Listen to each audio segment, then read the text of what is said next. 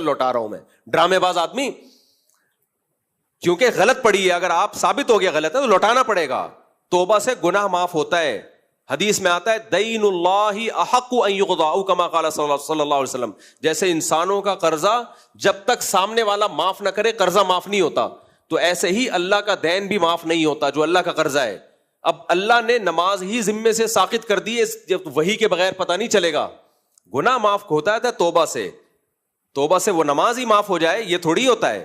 نبی صلی اللہ علیہ وسلم کی نمازیں جب بھی قضا ہوئی ہیں سفر میں, جان کر نہیں ہوئی ہیں, غلطی سے ہوئی ہیں, کوئی جنگ تھی, مسلط تھی, جان کا خوف تھا, تو پھر بھی آپ نے پہلے قضا پڑھی ہے.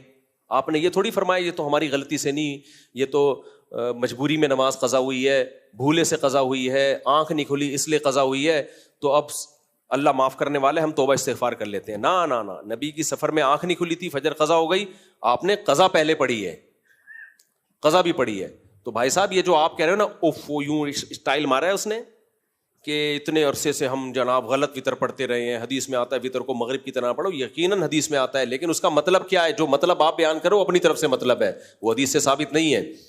وہ پھر آپ وہ فقہا کی آراء ہیں, اجتہاد ہے, تو اس میں اگر کسی نے اجتہاد کیا تو ہمارے فقہا نے بھی اجتہاد کیا ہے, اس میں آپ اپنا اجتہاد کسی دوسرے پہ زبردستی کیوں تھوپ رہے ہو؟ اور اگر آپ کانفیڈنٹلی کہہ رہے ہو کہ ہم وطر غلط پڑھتے رہے ہیں جو حنفی لوگ ہیں, تو پھر آپ نے جب جتنے سال وطر پڑھے ہیں نا وہ لوٹانا آپ پر لازم ہے. اوفو اور ایکٹنگ سے کام نہیں چلے گا, صحیح ہے نا, وہ غلط پڑھے ہیں آپ نے.